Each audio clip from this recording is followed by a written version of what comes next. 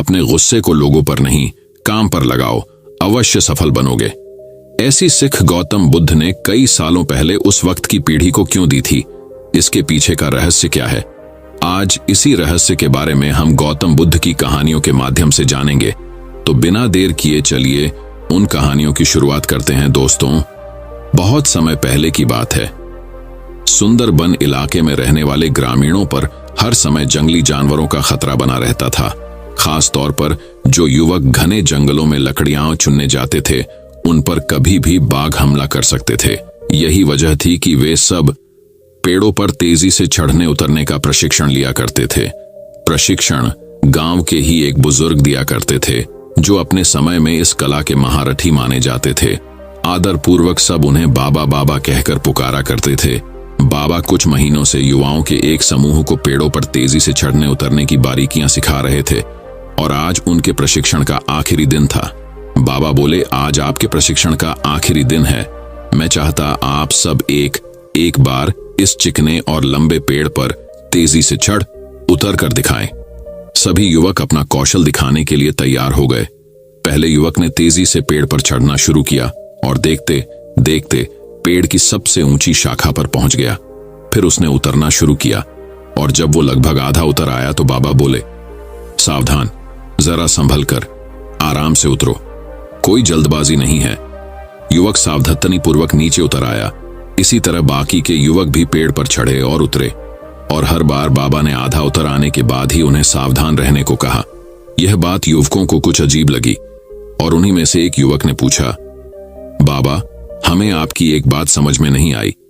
पेड़ का सबसे कठिन हिस्सा तो एकदम ऊपर वाला था, जहां पे चढ़ना और उतरना दोनों ही बहुत कठिन था। आपने तब हमें सावधान होने के लिए नहीं कहा, पर जब हम पेड़ का आधा हिस्सा उतर आए और बाकी हिस्सा उतरना बिल्कुल आसान था, तभी आपने हमें सावधान होने के निर्देश क्यों दिए?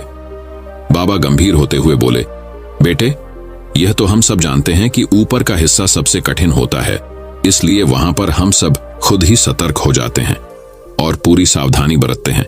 लेकिन जब हम अपने लक्ष्य के समीप पहुंचने लगते हैं तो वह हमें बहुत ही सरल लगने लगता है।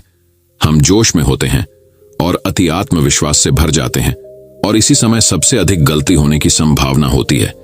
यही कारण है कि मैंने तुम लोगों को आधा पेड़ उतर आने के बाद सावधान किया, ताकि तुम अपनी मंजिल के निकट आकर कोई गलती ना कर बैठो।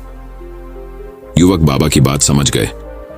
आज उन्हें एक बहुत बड़ी सीख मिल चुकी थी, जो सीख थी कि सफल होने के लिए लक्ष्य निर्धारित करना बहुत ही जरूरी है और यह भी बहुत जरूरी है कि जब हम अपने लक्ष्य को हासिल करने के करीब पहुंच जाएं, मंजिल को सामने पाएं, तो कोई जल्दबाजी न करें और पूरे धैर्य के साथ अपना कदम आगे बढ़ाएं। बहुत से लोग लक्ष्य के निकट पहुंचकर अपना धैर्य खो देते हैं और गलतियां कर बैठते हैं, जिस कारण वे अपने लक्ष्य से चूक जाते हैं। इसलिए लक्ष्य के आखिरी पड़ाव पर पहुंचकर भी किसी भी तरह की असावधानी मत बरतिए और लक्ष्य प्राप्त करके ही दम लीजिए। दोस्तों, दूसरी कहानी कुछ इस प्रकार चालू होती है। बहुत समय पहले की बात है। एक गांव में मोहन नाम का एक किसान रहता था। वह बड़ा ही मेहनती और ईमानदार था।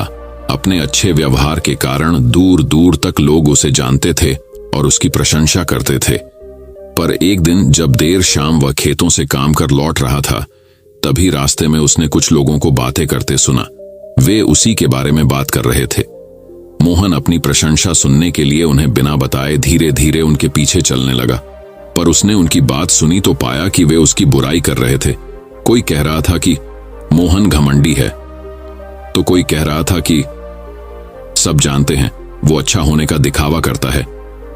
मोहन ने इससे पहले सिर्फ अपनी प्रशंसा सुनी थी, पर इस घटना का उसके दिमाग पर बहुत बुरा असर पड़ा और अब वह जब भी कुछ लोगों को बातें करते देखता तो उसे लगता वे उसकी बुराई कर रहे हैं।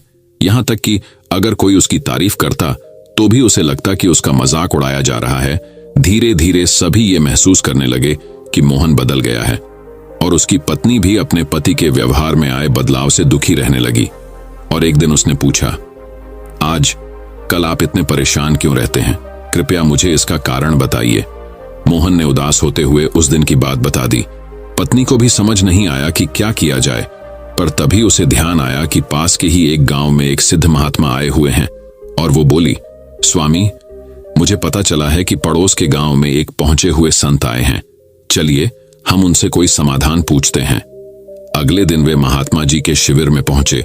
मोहन ने सारी घटना बताई और बोला, महाराज, उस दिन के बाद से सभी मेरी बुराई और झूठी प्रशंसा करते हैं। कृपया मुझे बताइए कि मैं वापस अपनी इज्जत कैसे बना सकता हूं। महात्मा मोहन की समस्या समझ चुके थे। महात्मा बोले, पुत्र, तुम अपनी पत्नी को घर छोड़ आओ और आज रात मेरे शिविर में ठहरो। मोहन ने ऐसा ही किया, पर जब रात में सोने का समय हुआ तो अचानक ही मेंढकों के टर टर की आवाज आने लगी। मोहन बोला, ये क्या महाराज, यहां इतना कोलाहल क्यों है? महात्मा बोले, पुत्र, पीछे एक तालाब है। रात के वक्त उसमें मौजूद मेंढक अपना राग अलापने लगते हैं, पर ऐसे में तो कोई यहां सो नहीं सकता। मोहन ने चिंता जताई। महात्मा बोले, हाँ बेटा, पर तुम ही बताओ हम क्या कर सकते हैं। हो सके तो तुम हमारी मदद करो। महात्मा जी बोले। मोहन बोला, ठीक है महाराज, इतना शोर सुन के लगता है इन मेंढकों की संख्या हजारों में होगी। मैं कल ही गांव से 50-60 मजदूरों को लेकर आता हूं और इन्हें पकड़कर दूर नदी में छोड़ आता हूं। और अगले दिन मोहन सुबह सुबह मजदूरों के साथ वहां पहुंचा। महात्मा जी भी वहीं खड़े सब कुछ देख रहे थे। तालाब ज्यादा बड़ा नहीं था। 8-10 मजदूरों ने चारों ओर से जाल डाला और मेंढकों को पकड़ने लगे। थोड़ी देर की ही मेहनत में सारे मेंढक पकड़ लिए गए। जब मोहन ने देखा कि कुल मिलाकर 50-60 ही मेंढक पकड़े गए हैं, तब उसने महात्मा जी से पूछा, महाराज, कल रात तो इसमें हजारों मेंढक थे, भला आज वे सब कहां चले गए? यहां तो बस मुट्ठी भर मेंढक ही बचे हैं। महात्मा जी गंभीर होते हुए बोले, कोई मेंढक कहीं नहीं गया। तुमने कल इन्हीं मेंढकों की आवाज सुनी थी। ये मुट्ठी भर मेंढक ही इतना शोर कर रहे थे कि तुम्हें लगा हजारों मेंढक टर्र टर्र कर रहे हों। पुत्र, इसी प्रकार जब तुमने कुछ लोगों को अपनी बुराई करते सुना तो भी तुम यही गलती कर बैठे। तुम्हें लगा कि हर कोई तुम्हारी बुराई करता है, पर सच्चाई यह है कि बुराई करने वाले लोग मुट्ठी भर मेंढक के सामान ही थे। इसलिए अगली बार किसी को अपनी बुराई करते सुनना तो इतना याद रखना कि हो सकता है ये कुछ ही लोग हों जो ऐसा कर रहे हों, और इस बात को भी समझना कि भले तुम कितने ही अच्छे क्यों ना हो, ऐसे कुछ लोग होंगे ही होंगे जो तुम्हारी बुराई करेंगे। अब मोहन को अपनी गलती का एहसास हो चुका था। वह पुनः पुराना वाला मोहन बन चुका था। दोस्तों, मोहन की तरह हमें भी कुछ लोगों के व्यवहार को हर किसी का व्यवहार नहीं समझ लेना चाहिए और सकारात्मकता से अपनी जिंदगी जीनी चाहिए। हम कुछ भी कर लें, पर जीवन में कभी ना कभी ऐसी समस्या आ ही जाती है जो रात के अंधेरे में ऐसी लगती है मानो हजारों मेंढक कान में टर टर कर रहे हो, पर जब दिन के उजाले में हम उसका समाधान करने का प्रयास करते हैं तो वही समस्या छोटी लगने लगती है। इसलिए हमें ऐसी परिस्थितियों में घबराने की बजाय उसका उपाय खोजने का प्रयास करना चाहिए और कभी मुट्ठी भर मेंढकों से घबराना नहीं चाहिए। दोस्तों, तीसरी कहानी कुछ इस प्रकार चालू होती है। बहुत समय पहले की बात है। बुद्ध के पास उनका प्रिय शिष्य पूर्ण पहुंचा। बुद्ध ध्यानावस्था में बैठे थे। पूर्ण के पहुंचने पर उन्होंने आंखें थोड़ी सी खोली और पूर्ण से आने का कारण पूछा तो उसने कहा, मैं धर्म प्रचार के लिए जाना चाहता हूं, आपकी आज्ञा चाहिए। बुद्ध मुस्कुराए और कहा, पूर्ण, धर्म की राह बहुत मुश्किल है। तुम लोगों को अच्छी बातें बताने जाओगे और लोग तुम पर नाराज होंगे। हो सकता है कि अपशब्द भी कहें। इस पर पूर्ण ने कहा, कोई बात नहीं, मैं यह सोचकर उनकी बातों पर ध्यान नहीं दूंगा कि उन्होंने अपशब्द ही कहे, पिटाई तो नहीं की। बुद्ध बोले, हो सकता है कि कुछ लोग हाथ उठा दें।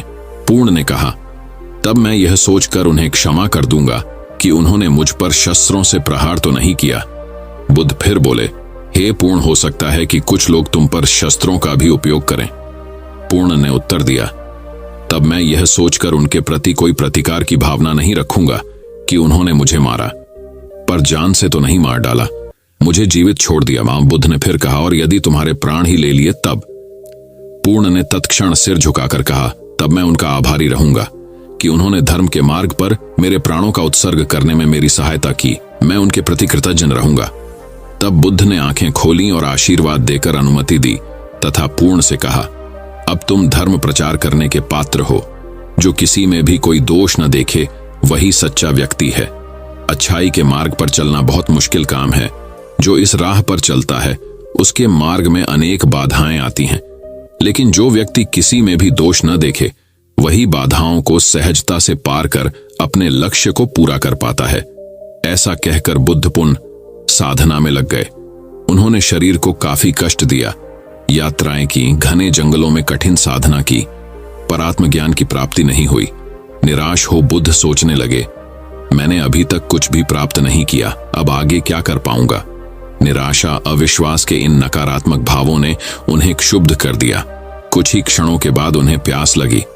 वे थोड़ी दूर स्थित एक झील तक पहुंचे। वहां उन्होंने एक दृश्य देखा कि एक गिलहरी के 2 बच्चे झील में डूब गए हैं। पहले तो वह गिलहरी जड़वश बैठी रही, फिर कुछ देर बाद उठकर झील के पास गई, अपना सारा शरीर झील के पानी में भिगोया और फिर बाहर आकर पानी झाड़ने लगी। ऐसा वह बार बार करने लगी। बुद्ध सोचने लगे कि इस गिलहरी का प्रयास कितना मूर्खतापूर्ण है, क्या कभी यह इस झील को सुखा सकेगी। किंतु गिलहरी का यह क्रम लगातार जारी था।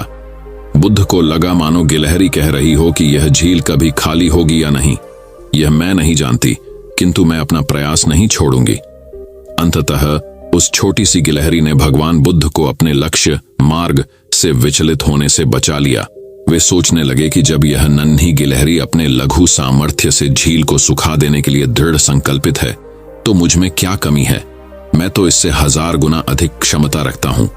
यह सोचकर गौतम बुद्ध पुनः अपनी साधना में लग गए और एक दिन बोधि वृक्ष तले उन्हें ज्ञान का आलोक प्राप्त हुआ।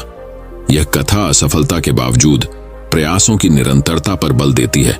यदि हम प्रयास करना न छोड़े तो एक न एक दिन लक्ष्य की प्राप्ति हो ही जाती है। दोस्तों, चौथी कहानी कुछ इस प्रकार शुरू होती है। एक गांव में एक बुढ़िया रहती थी। उसका एक ही बेटा था। वह बुढ़िया हमेशा यही सपने देखती थी कि उसके बेटे का विवाह होगा तो बेटा और बहू दोनों मिलकर उसकी बहुत सेवा करेंगे और उसे घर का भी काम नहीं करना पड़ेगा। धीरे धीरे वह दादी बन जाएगी और उसका घर स्वर्ग बन जाएगा। आखिर वह दिन भी आ गया। जब बुढ़िया के बेटे का विवाह बड़ी धूमधाम से हुआ, वह दादी भी बन गई, लेकिन संयोग से उसका कोई भी सपना पूरा नहीं हुआ। बुढ़िया का बेटा तो सुबह काम पर चला जाता और पोता स्कूल चला जाता। तब बहू उसके साथ बहुत बुरा व्यवहार करती। बहू बुढ़िया से घर में झाड़ू लगवाती, झूठे बर्तन साफ करवाती और टूट फूटे बर्तनों में उसे भोजन देती। शुरू में तो बहू अपने पति और बेटे के पीछे ही बुढ़िया से झगड़ती थी, लेकिन धीरे धीरे वह अपने पति के सामने भी बुढ़िया का अपमान करने लगी। एक दिन टूटे बर्तनों में बुढ़िया को भोजन करते देखकर उसके बेटे को बहुत दुख हुआ। उसने अपनी मां का पक्ष लेते हुए अपनी पत्नी को बहुत डांटा। पति पत्नी दोनों में बहुत कहासुनी हो गई। धीरे धीरे बुढ़िया के बेटे ने भी पत्नी का विरोध करना छोड़ दिया। धीरे धीरे पोता बड़ा होने लगा तो वह अपनी मां का विरोध करने लगा। वह अपनी दादी से बहुत प्यार करता था और अपनी दादी पर मां द्वारा किए गए अत्याचारों को देखकर उसे बहुत दुख होता था। उसे अपनी दादी से हमदर्दी और सहानुभूति थी। अपनी मां के डर से वह दादी की कुछ भी मदद नहीं करता था। धीरे धीरे पोता बड़ा हो गया और उसका विवाह भी हो गया। पोते की नई बहू छिप छिप कर अपनी दादी सास पर होते अत्याचारों को चुपचाप देखती रहती थी, लेकिन बुढ़पे में दादी सास से काम करवाना जरा भी अच्छा नहीं लगता था। जब कभी पतोहू बुढ़िया की काम करने में मदद करती तो उसकी सास उसे खूब डांटती। पतोहू जब कभी दादी सास को रोते हुए देखती तो उसे बहुत दुख होता था। एक बार बुढ़िया बीमार पड़ गई और परलोक सिधार गई। अब बुढ़िया की बहू पतोहू से ही घर का सारा काम कराती और उसके साथ अभद्र व्यवहार करती। जब पतोहू ने देखा कि उसकी सास दादी सास की तरह ही उस पर भी अत्याचार कर रही है तो उसने बदला लेने की ठान ली। वह भी अपनी सास से वैसा व्यवहार करने लगी जैसा व्यवहार उसकी सास अपनी सास से करती थी। अब तो पतोहू अपनी सास को फूटी थाली में भोजन देने लगी। यह देखकर उसके पति और ससुर ने बहुत विरोध किया। पतोहू ने अपने ससुर और पति से कहा, मेरी दादी सास जितनी मेहनती और सीधी थी, जब माताजी उन्हें फूटी थाली में भोजन देती थीं, तब तुम कुछ क्यों नहीं बोले? उन पर होने वाले अत्याचारों को तुम दोनों चुपचाप देखते रहे। तब क्या तुम्हारे मुख पर ताला पड़ गया था? यदि किसी ने माताजी की तरफदारी की तो मुझसे बुरा कोई न होगा। पतोहू की बातें सुनकर उसका पति और ससुर कुछ नहीं बोले। उन्होंने भी उसका विरोध करना छोड़ दिया। ससुर को अपनी पत्नी के साथ अभद्र व्यवहार देखकर बहुत गुस्सा भी आता था। जब ससुर पतोहू को डांटने लगे तो वह उनके साथ भी अभद्र व्यवहार करने लगी। सास ससुर अकेले में बैठकर अपने सुख दुख की बातें करते और यही सोचते थे कि जैसा करोगे वैसा भरोगे। इस कहानी से हमें यह शिक्षा मिलती है कि हमें सबके साथ अच्छा व्यवहार करना चाहिए। क्योंकि जैसा व्यवहार हम दूसरों के साथ करेंगे वैसा ही व्यवहार दूसरे लोग हमारे साथ करेंगे। दोस्तों, 5वीं कहानी कुछ इस प्रकार चालू होती है। एक दिन बुद्ध एक घर के बाहर भीख मांगने पहुंचे। जैसे ही उसने दरवाजा खटखटाया, किसी महिला ने आकर खोला और बुद्ध को देखकर बोलने लगी, यह क्या, ये भिखारी सुबह कहां से आया? इतना बोलकर तुरंत दरवाजा बंद कर दिया। और उस महिला का एक पड़ोसी दूर से इस तमाशे को देख रहा था। वह भी बुद्ध का विरोधी था। स्वाभाविक रूप से उसे यह देखकर कुछ ज्यादा ही मजा आता था, इसलिए उसने भी बोला, बहुत बढ़िया। अगले दिन बुद्ध ने फिर उसी दरवाजे पर दस्तक दी। इस बार बुद्ध को देखकर महिला को फिर से गुस्सा आ गया और उसने बुद्ध पर कचरा फेंक दिया। और उस महिला का वही पड़ोसी आज भी तमाशा देख रहा था। स्वाभाविक रूप से बुद्ध का ऐसा अपमान देखकर वह बहुत प्रसन्न हुआ। इतना ही नहीं, बुद्ध की हालत देखकर वह जोर जोर से हंसने लगा। तीसरे दिन बुद्ध फिर उसी द्वार के सामने खड़े हो गए, लेकिन आज वह आदमी बुद्ध को फिर से देखकर आश्चर्यचकित रह गया। इससे पहले कि बुद्ध दरवाजा खटखटाए, उन्होंने बुद्ध को रोका और कहा, मैं एक ब्राह्मण हूं और मुझे हिंदू धर्म ग्रंथों के खिलाफ आपका बोलना बिल्कुल भी पसंद नहीं है, इसलिए मैं आपका कट्टर विरोधी हूं। तो आपका अपमान देखकर मुझे खुशी होती है, लेकिन आज इस दरवाजे पर तीसरी बार खड़ा होना मुझे फिर से हैरान कर देने वाला है। मैं आपसे पूछना चाहता हूं कि आप आज फिर यहां भीख मांगने क्यों आए, जबकि यह महिला 2 दिनों से आपका अपमान कर रही है? बुद्ध ने मुस्कुराते हुए कहा, यह आश्चर्य करने की बात नहीं है। आप चकित हैं क्योंकि आपको मानव मनोविज्ञान का कोई अनुभव नहीं है। किसी का अपमान करना या किसी पर कूड़ा फेंकना भी कुछ देना होता है। हर अपाकर्षण आकर्षण का ही एक रूप है। कल अगर किसी इंसान ने कचरा दिया होगा तो एक दिन वह खाना भी देगा। हालांकि वह व्यक्ति बुद्ध की इस बात से संतुष्ट नहीं था, फिर भी उसने मौन रहना जरूरी समझा। शायद वह यह सोच रहा होगा कि दरवाजा खटखटाओ। फिर देखते हैं, बुद्ध ने फिर से दरवाजा खटखटाया। संयोग से उसी स्त्री ने आज फिर दरवाजा खोला और आज तो बुद्ध के सामने उसका क्रोध 7वें आसमान पर पहुंच गया और सही में उसे मारने के लिए हाथ में झाड़ू ले लिया। उन्होंने झाड़ू उठाया तो जरूर, लेकिन बुद्ध के शांत चेहरे पर रही मुस्कान देखकर दूरी बनाए रखी। वह चाहकर भी बुद्ध पर वार नहीं कर सकी। वह बुद्ध के चेहरे पर आ रही शुद्ध मुस्कान से इतनी प्रभावित हो गई कि उसने झाड़ू फेंक दी और तुरंत अंदर भाग गई और बुद्ध को देने के लिए रोटी ले आई। बुद्ध ने उस महिला को ऐसे धन्यवाद दिया कि वह महिला बुद्ध के चरणों में गिर गई और माफी मांगने के साथ रो पड़ी। बुद्ध ने किसी तरह समझाकर उन्हें शांत किया, लेकिन दूसरी ओर तमाशा देख रहे पड़ोसी को यह सब देखकर बुद्ध से लगाव हो गया। वह भी दौड़ता हुआ आया और बुद्ध के चरणों में गिर पड़ा और उनसे दीक्षा की मांग करने लगा। बुद्ध हंसे और बोले, मैंने कभी किसी घर से इतनी बड़ी भीख नहीं मांगी, फिर भी आज भोजन के साथ साथ एक शिष्य भी मिल गया। दोस्तों, इस कहानी से यह मालूम पड़ता है कि सकारात्मकता और झुकाव ही इंसान के सभी रोगों की दवा है। जिस वजह से सांसारिक और सन्यासी के प्रति नफरत और प्रेम में जरा सा भी अंतर नहीं है, क्योंकि मन के स्तर पर प्रेम और सांसारिक सन्यासी के बीच नफरत की लेन देन होने में थोड़ी सी भी देर नहीं लगती। मन तभी शांत और स्थिर रह पाता है जब वह सभी तरह के लेन देन से ऊपर उठ जाए। इसलिए मिटा दें नफरत के बीज, बस दिल में सिर्फ माफ करने और प्रेम से भरी भावना रखें। आप हमेशा सुखी जीवन बिताएंगे। दोस्तों, मैं उम्मीद करता हूं कि यह कहानी सुनने से आपके जीवन में अच्छे बदलाव आए होंगे। आपको इस वीडियो से क्या सीखने मिला, ये कमेंट करके जरूर बताएं और अपने परिवार, दोस्तों या आपके करीबी इंसान के साथ ये कहानी शेयर करके उन्हें भी इस ज्ञान से परिचित करवाएं। बाकी अगर आपको ये वीडियो दिल से अच्छी लगी हो तभी इस वीडियो को लाइक कर देना, और आपने अब तक इस चैनल को सब्सक्राइब ना किया हो तो चैनल को सब्सक्राइब भी जरूर कर देना। आपका हर दिन शुभ हो और खुशियों से आपका जीवन भरा रहे। धन्यवाद। नमो बुद्धाय।